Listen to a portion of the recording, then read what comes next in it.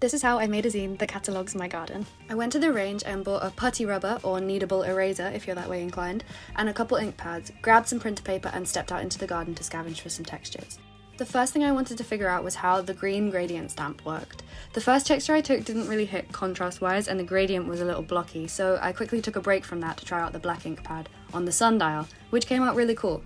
Then I explored the garden for almost 2 hours, grabbing every texture I could find, and along the way I discovered some top tips for anyone who might want to try this out for themselves.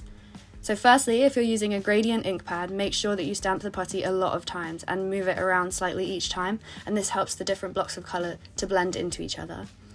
When you're using the ink pads, lightly dab your putty stamp on there so it doesn't pick up too much ink, and then it wells up and bleeds and it makes it lose detail.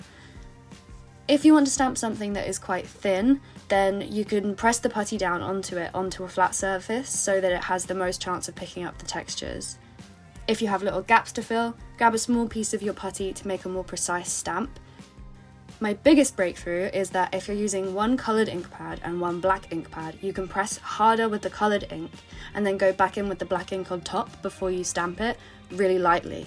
And this allows the coloured ink to act as a mid-tone, which really emphasises the 3D nature of the form that you found.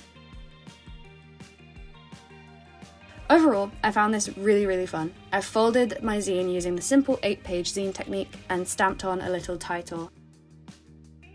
And now here it is, a collection of oddities from our garden.